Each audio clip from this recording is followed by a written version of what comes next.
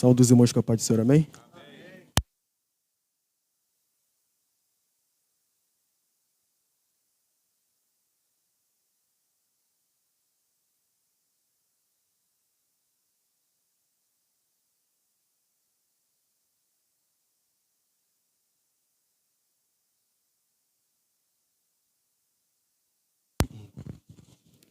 Mas Jesus, sem acudir a tais palavras, disse ao chefe da sinagoga: não temas, crê somente. Sentar, por favor. Irmãos, antes de iniciarmos a pregação propriamente dita, eu gostaria de falar com os irmãos a respeito da mensagem que Deus colocou ao meu coração. Desde o dia em que o Cleito veio até mim, me convidando para trazer a mensagem no dia de hoje, o Espírito Santo de Deus tem falado muito ao meu coração através dessa mensagem, através de diversas pessoas. Eu, particularmente, gosto muito de pegar uma história na Bíblia e dessa história extrair pontos que podem servir de ensinamentos e de aprendizados para a minha vida. E a história que Deus colocou ao meu coração, e será a história que iremos tratar na noite, é o que podemos extrair da história de Jairo, né?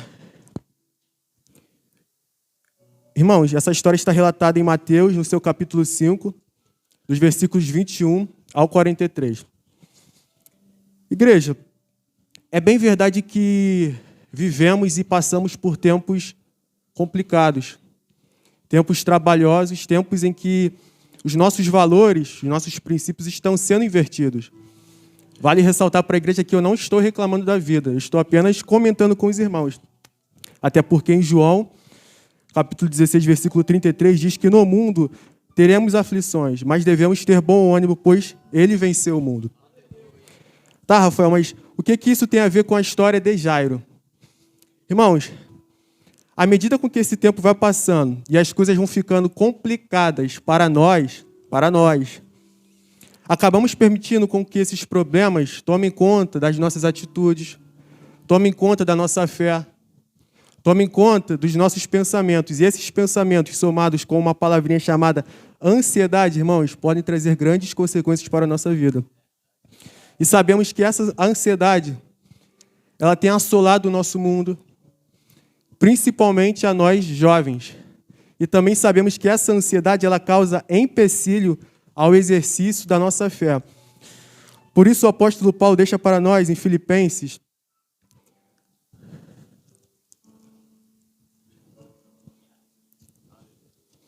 no seu capítulo 4, versículos 6 e 7. Não andeis ansiosos de coisa alguma.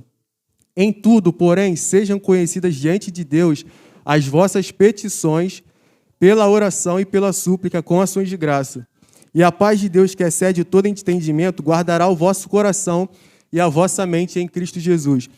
Para os irmãos, igual a Carol, que eu sei, que gostam de marcar, sublinhar, marca aí, por favor, petições, orações, súplica e ações de graça. Mais à frente os irmãos irão entender. Igreja, mediante esta breve introdução, eu gostaria de falar com os irmãos a respeito de um homem chamado Jairo. Sua história está relatada em Marcos, como eu falei, capítulo 5, do versículo 21, dos versículos 21 ao 43. No versículo 21 inicia falando que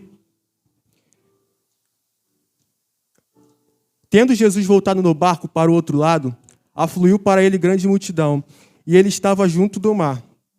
Irmãos, vale ressaltar que nesse momento, a fama de Jesus ela já corria pela cidade.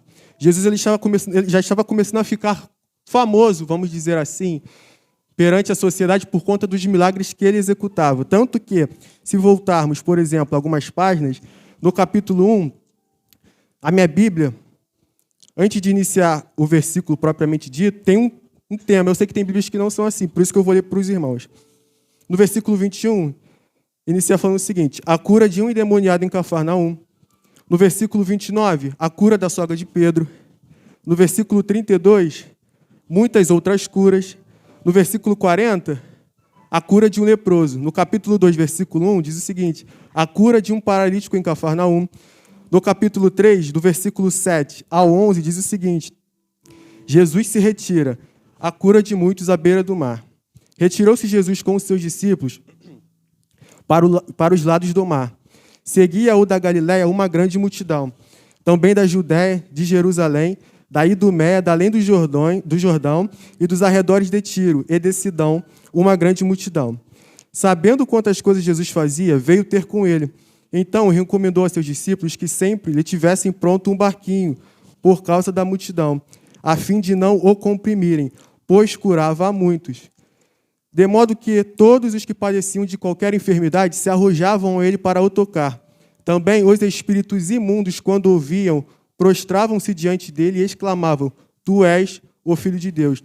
Ou seja, irmãos, fica claro para nós que realmente o povo sabia o que Jesus poderia fazer. Inclusive, Jairo.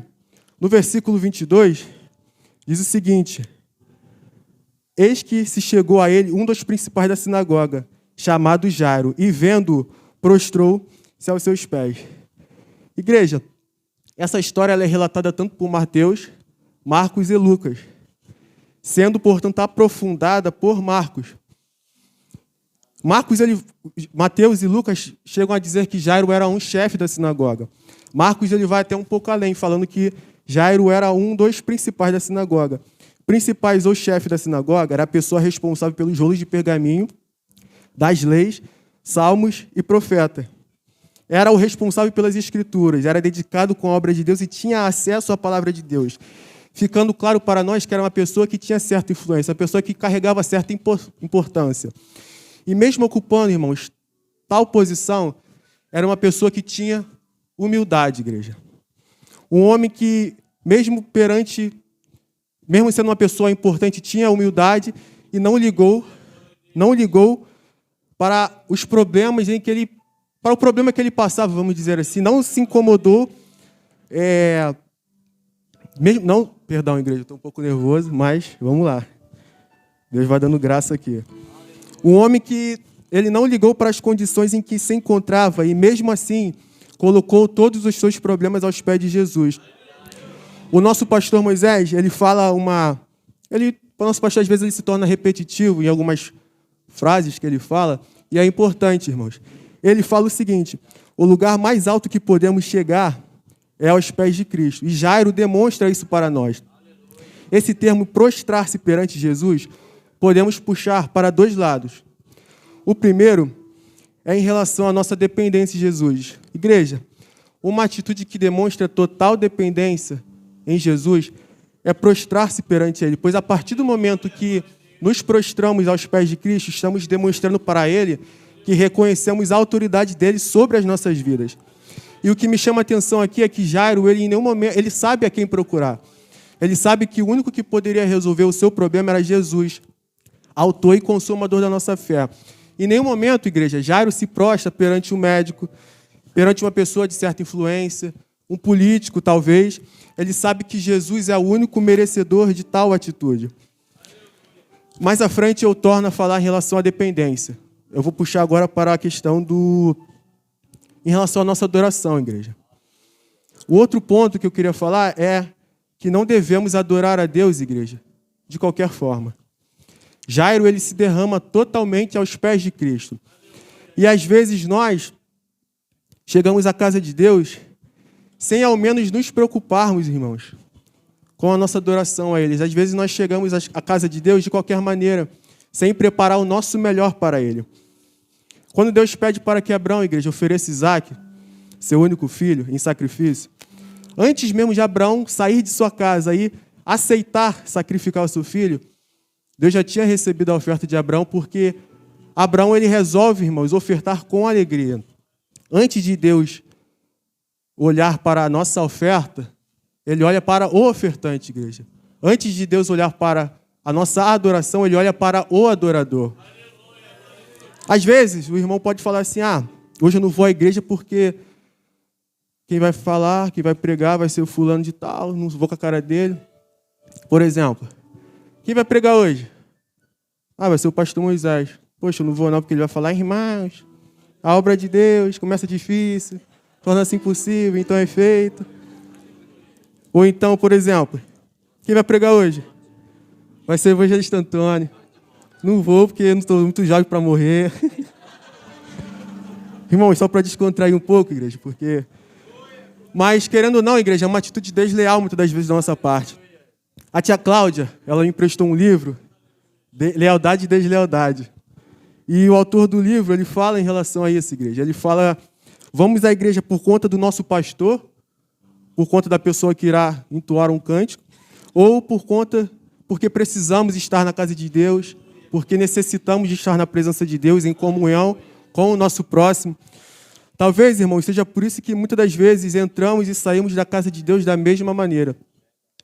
Eu vou contar um negócio para os irmãos. Estamos aqui todos em união aqui, então vou compartilhar com os irmãos. Há uns anos atrás, uns 4 anos mais ou menos, eu fui chamado para tocar em uma igreja com um amigo meu. Eu lembro, irmãos, que há muito tempo eu não sentia a presença de Deus, por descuido da minha parte. E eu lembro que eu estava passando por uma situação complicada. Eu lembro que eu cheguei na igreja, cheguei lá, era 7 horas, e o culto começava 7 horas, só que tinha oração de joelho ali uns 20 minutos, e depois começava o culto. E eu lembro, irmãos, que eu me ajoelhei, irmãos, e eu comecei a falar com Deus. Sabe aquela oração sincera? Eu me ajoelhei e pedi para Deus, falei, Deus, eu não quero sair daqui da mesma forma que eu entrei. Não sei o que o Senhor vai fazer, não sei o que o Senhor tem preparado aí para mim, mas eu não quero sair daqui da mesma maneira que eu entrei. Irmãos, que culto foi aquele, igreja? Eu me lembro até hoje, o Deus falou comigo através dos louvores, falou comigo através da mensagem, usou uma pessoa para vir ao meu encontro, falar comigo. Irmãos, a forma que saímos da casa de Deus só depende da nossa adoração. Não depende da pessoa que irá cantar, que irá pregar. Até porque, igreja, a nossa adoração não começa a partir do momento que eu chego aqui, pego o álcool ali, limpo a mão. Pode ser o irmão Carlinhos. Não, igreja. A nossa adoração começa na nossa casa, começa na nossa vizinhança, começa na nossa escola, na nossa rua, no nosso trabalho. Amém, igreja? Amém, igreja. Irmãos, mais à frente, a palavra de Deus nos diz no versículo 23 o seguinte: e insistentemente lhe suplicou, minha filhinha está à morte, vem, impõe as mãos sobre ela, para que seja salva e viverá. Irmãos, mais uma atitude de dependência. Essa palavra suplicar significa pedir com insistência, rogar ou implorar. Abra, por favor, sua Bíblia no livro de Tiago, por favor, capítulo 4, versículos 2 e 3. Cobiçais e nada tens, matais e invejais e nada podeis obter. Viveis a lutar e a fazer guerras. Nada tens, pois não pedis. Pedis e não recebeis, pois pedis mal, para esbanjares em vossos prazeres. Irmãos, às vezes pedimos algo da parte de Deus e Deus ele não nos dá por livramento, não nos dá por misericórdia as nossas vidas. Tem um louvor que fala o seguinte: eu prefiro te ver perder coisas do que te perder. Ou às vezes também ele pode tardar, às vezes Deus ele tarda, ele espera para nos preparar para receber algo da parte dele. Abre, por favor, em Isaías capítulo 30, versículo 18, que diz o seguinte: por isso o Senhor espera para ter misericórdia de vós, e se detém para se compadecer de vós. Porque o Senhor é Deus de justiça. Bem-aventurado todos os que nele esperam. Irmãos, muitas das vezes esse atraso, para nós, é um atraso. Pode parecer um atraso. Para Deus, irmãos, está no tempo certo. O tempo de Deus, Deus ele não erra no tempo. Quando algo chega em nossas vidas, irmãos, é o tempo de Deus, igreja. Charles Spurgeon, irmãos, em um de seus devocionais, ele falou o seguinte: o crente que está na prisão ou no deserto glorifica e clama mais a Deus do que um crente no paraíso. Irmãos, isso é verdade. Muitas das vezes nós descuidamos a nossa adoração para Deus.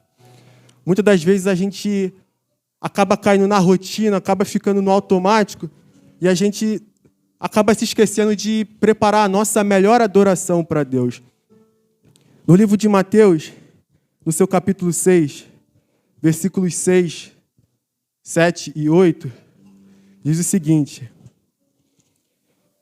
Tu, porém, quando orares, entra no teu quarto e fecha a tua porta. Orarás a teu pai que está em secreto, e teu pai que vem em secreto te recompensará. E orando, não useis de vãs repetições, como os gentios, pois presumem que pelo seu muito falar serão ouvidos. Não vos assemelheis, pois, a eles, pois Deus, o vosso Pai, sabe o de que tens necessidades antes que lhe peçais. Irmãos, antes mesmo de eu pensar em colocar os meus joelhos no chão e pedir algo para Deus, irmãos, Ele já sabe exatamente aquilo que eu vou pedir. Antes mesmo de eu vir ao mundo, Ele já sabia que no dia 31 de julho de 2022 estaríamos aqui todos reunidos em seu nome, igreja. Quando fazemos uma petição para Deus, irmãos, Ele já sabe exatamente aquilo que Ele vai fazer na minha e na tua vida. Exemplo disso, igreja, Daniel. Abra aí, por favor, no seu Daniel, capítulo 10, versículo 12, que diz: Então me disse, não temas, Daniel, pois desde o primeiro dia em que aplicaste o coração a compreender e a humilhar-te perante o teu Deus, foram ouvidas tuas palavras, e por causa das tuas palavras é que eu vim. Irmãos, é uma junção. É orar e agir. Só que, irmãos, é uma ação totalmente direcionada pelo Espírito Santo, igreja. Para não tentarmos fazer aquilo que não é o que Deus quer para a nossa vida. Todas as vezes que o homem tentou ajudar a Deus, fracassou na fé e trouxe prejuízo, igreja. Um exemplo muito conhecido, Abraão e Sara. Irmãos, eu imagino, sempre quando eu leio essa história de Abraão e Sara, eu imagino, igreja, uma linha de chegada, eles caminhando junto, próximo da bênção deles, e chega um momento que Sara vira para Abraão e fala assim: olha só, não dá mais, não consigo, eu estou ficando velha, você nem se fala, faz o seguinte, se deita com Agar e me conceda um filho. Eu acho que Deus esqueceu da nossa promessa. Igreja, Deus, Ele não é homem para que minta e nem filho do homem para que se arrependa. O homem te prometeu alguma coisa? Sinto muito. Eu não posso chegar para você e falar assim: olha, ele vai cumprir. Agora, se foi Deus que prometeu, igreja, pode ter certeza, irmãos, Ele vai cumprir com a promessa dele. Deus sempre volta pelo caminho da sua promessa. No tempo certo, Deus vai nos colocar no lugar certo. Deus, Ele tem o tempo certo, igreja, para todas as coisas. Ele já sabe exatamente aquilo que Ele vai fazer na minha e na sua vida. João, capítulo 15, por favor, versículos 6 e 7.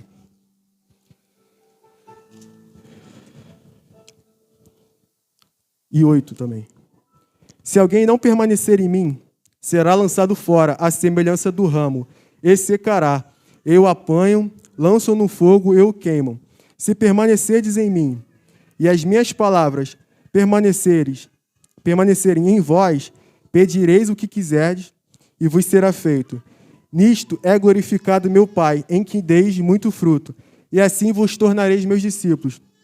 Aí alguém pode falar assim: Rafael, agora tu falou minha língua. Posso pedir tudo que eu quiser? Poxa, agora eu gostei. Igreja, Jesus não estava prometendo dar-nos qualquer coisa que queiramos. Ele prometeu sim que responderia à oração de crentes obedientes, cujos pedidos resultassem de um relacionamento saudável com Ele.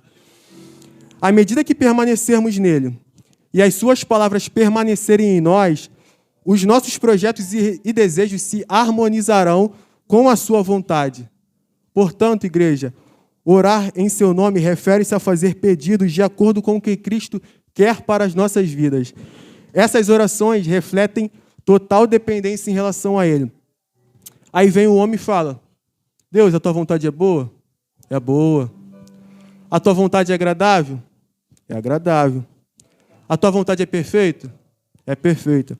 Mas assim, Deus, esse caminho aqui que o Senhor quer que eu vá, é um caminho complicado, é um caminho longo, é um caminho que requer renúncia. Esse aqui tem um atalho, é um caminho mais curto, mais prazeroso. Aí ele vai, igual nosso pastor fala: me segura, Jesus, me segura, Jesus. Ele vai todo...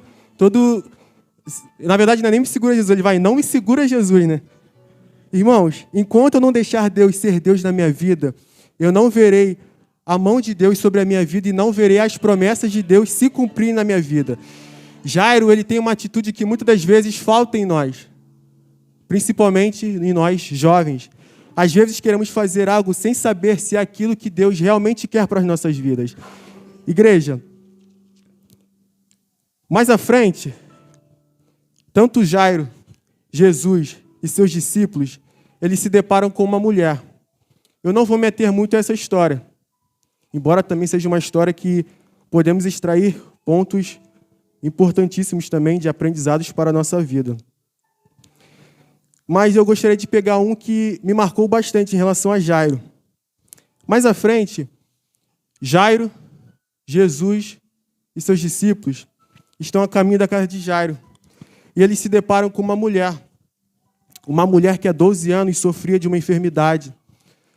E já tinha passado por vários médicos, já tinha comprado todo tipo de remédio e nada, nem ninguém pôde ajudá-la.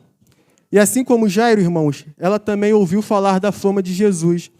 Nos versículos 27 e 28 diz o seguinte: tendo ouvido a fama de Jesus, vindo por trás dele, por entre a multidão, tocou-lhe as vestes, pois dizia: se eu apenas lhe tocar as vestes, ficarei curada. Igreja, uma história conhecida, e Jesus viu que dele saiu virtude, só que uma coisa que me parou, meus irmãos, foi o seguinte: eu imagino, igreja, Jairo lá, eu não sou pai, mas eu imagino, irmãos, a dor daquele homem, o tempo passando, a ansiedade batendo, as preocupações, o medo, a sua filha à beira da morte, e do nada chega uma mulher e passa na frente dele. E muitas das vezes nós, no lugar de Jairo, não usamos de misericórdia com o nosso irmão que está ao nosso lado. Às vezes o nosso irmão que está ao nosso lado, ele recebe algo da parte de Deus e nós olhamos já com uma intenção de murmurar e sem saber e sem entender que tem pessoas que receberão as suas bênçãos antes de nós, porque é o tempo de Deus. O processo que Deus tem para a minha vida é diferente do processo que Deus tem para a tua vida. Irmãos, às vezes nos falta a humildade para reconhecer a autoridade e a soberania de Deus em nossas vidas. Igreja, se nos falta humildade para reconhecer a autoridade e a soberania de Deus em nossas vidas, será que iremos reconhecer a autoridade de uma pessoa que Deus constituiu a autoridade sobre as nossas vidas? Um líder, um pastor, o regente, o pai, nossa mãe, nosso professor, nosso patrão. E quando eu estava estudando essa história, irmãos, eu me lembrava de Davi, um jovem de 17 anos, quando Samuel chega até... Não vou me ater também a essa história, embora também seja uma história... A história de Davi e a história de José são histórias que eu particularmente gosto muito. E eu imagino Davi, irmãos, no campo, cuidando das ovelhas de seu pai, e Samuel chega até a casa dele. E Davi, ele é chamado. Irmãos, eu imagino Davi, quando ele chega lá, Samuel unge ele a rei, e assim como nós, muitas das vezes, quando Deus nos chama, a gente fica, tá, Samuel veio aqui, me ungiu, falou algumas coisas, eu não entendi muito. Qual é o próximo passo? O que eu vou fazer agora? Já sei. Samuel veio aqui e me ungiu a rei, certo? Saul estava vacilante. É bem verdade que Deus chegou para Samuel e falou assim: Samuel, até quando terás dó de Saul? Pode falar para ele que eu já o rejeitei e tenho um melhor do que ele para pôr no lugar. Irmãos, se Saul já tinha sido rejeitado por Deus e Samuel foi lá e ungiu Davi, o que Davi poderia fazer? Vou juntar uma galera e vou lá tirar Saul na força. Negativo, igreja. A todo instante, Davi é temente à autoridade de Saul. A todo instante, em nenhum momento, igreja, Davi tenta algo contra a vida de Saul. Inclusive, tanto que mais à frente, quando Saul está perseguindo Davi, e Davi foge para uma caverna, e mais à frente nessa caverna se encontra Saul também, dormindo, Davi chega por trás de Saul, corta a orla de suas vestes, só que imediatamente, igreja, bate o arrependimento nele. Em 1 Samuel, no seu capítulo 24, versículo 5, diz o seguinte: Sucedeu, porém, que depois sentiu Davi bater-lhe o coração, por ter cortado a orla do manto de Saul, e disse aos seus homens: O Senhor me guarde de que eu faça tal coisa ao meu senhor, isto é, que eu estenda a mão contra ele, pois é o ungido do Senhor. Irmãos, obediência. Obediência à autoridade que Deus constituiu, autoridade sobre as nossas vidas. O nosso pastor fala: a obediência é o caminho mais curto para as bênçãos de Deus. Domingo, estávamos em Alberto Siqueira e o pastor Azevedo falou assim, pode parecer uma frase simples, mas é uma frase que, da mesma forma que essa que o pastor fala, ele falou assim: a obediência gera bênção. Irmãos, mais à frente, quando Jairo, para finalizar a igreja, quando Jairo chega juntamente com Jesus e seus discípulos, eles estão chegando no seu destino e vem ao encontro deles um grupo de pessoas que vinham da casa de Jairo e traziam a notícia de que a filha de Jairo já estava morta. E eles completam falando o seguinte: sua filha está morta, não incomode mais o mestre. Igreja, a todo instante pessoas tentarão diminuir a nossa fé. A todo instante pessoas tentarão nos paralisar, nos desanimar. Nem todo mundo que está ao nosso lado, igreja, tem a mesma visão que nós. Nem todo mundo que está ao nosso lado tem o mesmo propósito que nós. Provavelmente, as mesmas pessoas que mais à frente, quando Jesus chega até a casa de Jairo e fala assim, ele vê o alvoroço, vê aquela situação e fala assim: ela não está morta, apenas dorme. Provavelmente as mesmas pessoas que dão risada. Ou seja, igreja, atitude de incredulidade. A incredulidade é o empecilho para a salvação e para ver os milagres de Deus em nossas vidas. A palavra de Deus nos diz em Hebreus, no seu capítulo 11, versículo 6, o seguinte: sem fé é impossível agradar a Deus, porquanto é necessário que aquele que se aproxima de Deus creia que Ele existe e que se torna galardoador dos que o buscam. Jesus, muito calmo, muito tranquilo, olha para Jairo e fala: não temas, crer somente. Igreja, ter fé não significa que nunca temeremos.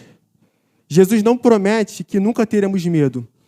Ele nos ensina que Deus é maior do que tudo que podemos enfrentar. Ter fé, igreja, significa confiar que nunca enfrentaremos os nossos problemas sozinhos. Saber que Deus está conosco impede que o medo nos paralise. E o interessante, isso aqui é uma coisa que o pastor Atlas falou no primeiro É Bom, que teve, e eu anotei, eu achei muito interessante. Ele falou o seguinte: o interessante é que Jesus pede somente para que Pedro, Tiago e João entrem com ele na casa de Jairo. Por quê? Pedro, Tiago e João eram discípulos de Jesus. E se voltarmos algumas páginas, veremos que os seus discípulos eles já tinham passado por situações, por processos com Jesus que fizeram com que a fé deles aumentasse. Por exemplo, Jesus já tinha acalmado a tempestade e já tinha feito diversos milagres na frente dos seus discípulos. Ou seja, os seus discípulos sabiam que Jesus realmente poderia curar aquela menina.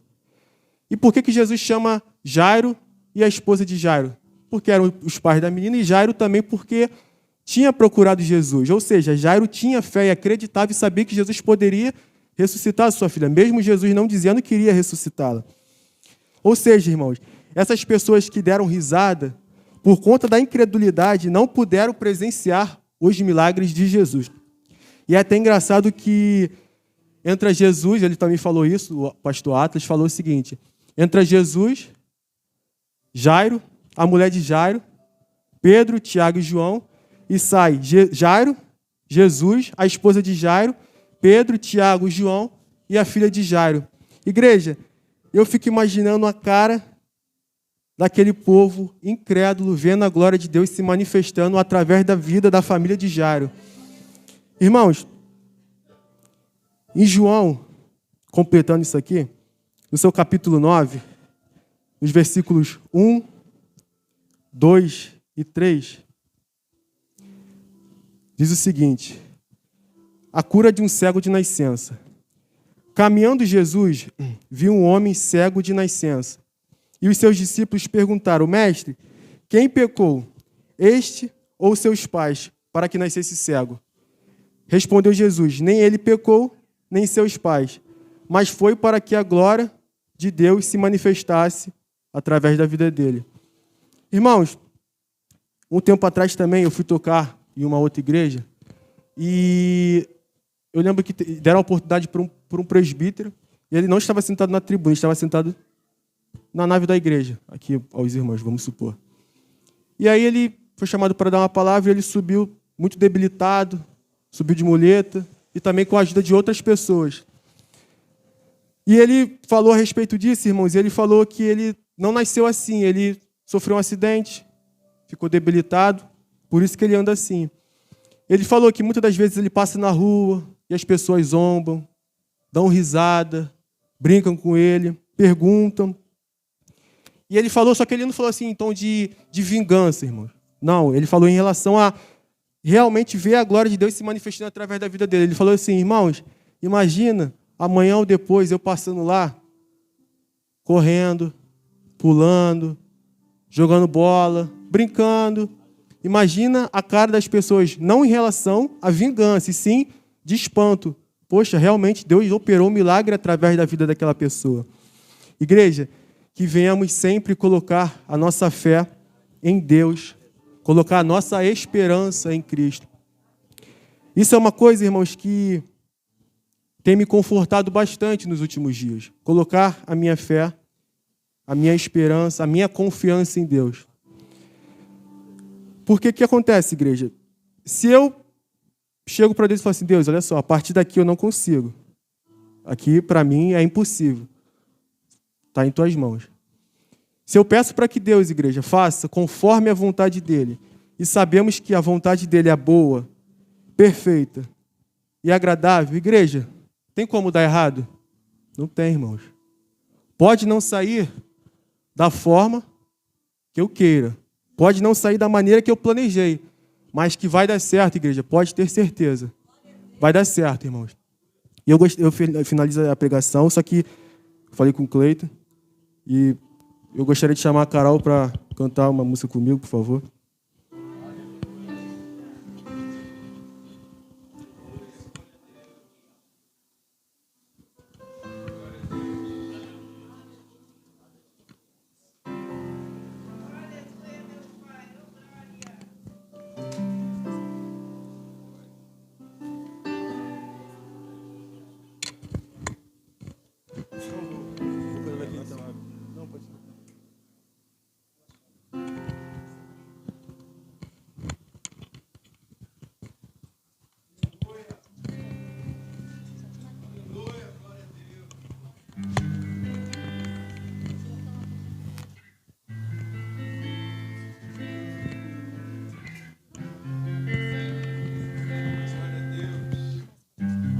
Pensei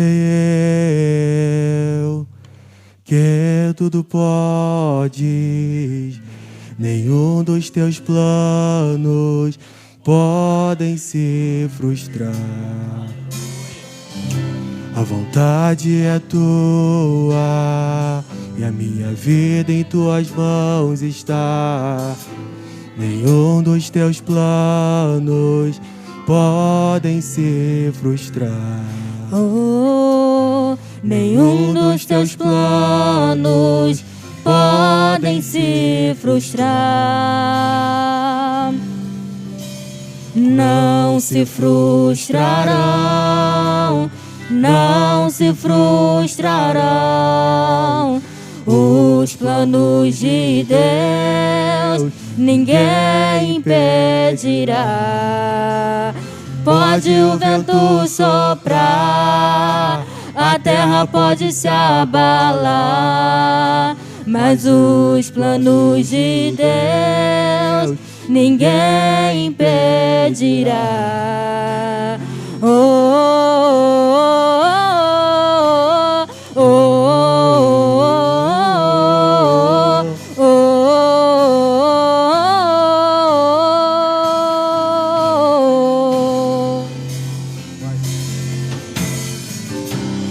Bem sem eu, tudo podes, nenhum dos seus planos podem se frustrar. A vontade é tua e a minha vida em tuas mãos está. Nenhum dos teus planos pode se frustrar. Oh, nenhum dos teus planos podem se frustrar. Não se frustrarão, não se frustrarão os planos de Deus, ninguém impedirá. Pode o vento soprar, a terra pode se abalar, mas os planos de Deus ninguém impedirá.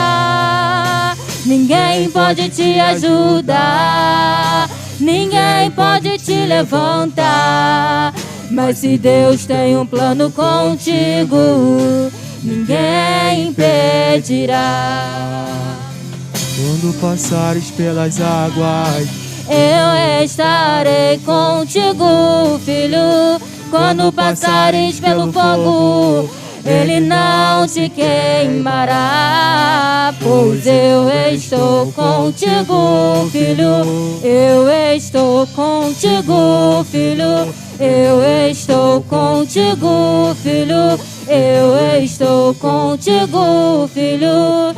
E se teu barco parecer que vai naufragar, está balançando pra lá e pra cá, está causando medo em teu coração, está causando dúvidas, cadê Jesus? Mas olha só quem vem aí, andando sobre as águas, parece que é Jesus. Andando sobre as águas, está dando uma ordem para o vento. Sou eu dono do tempo, sou eu dono daqui, sou eu dono do mar. Sou eu, sou eu, sou eu, sou eu, sou eu.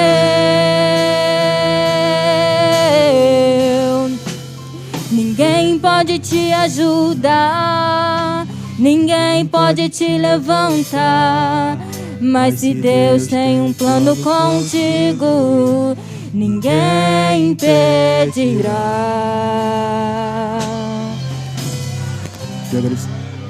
E agradeço ao Rei por oportunidade, em nome de Jesus.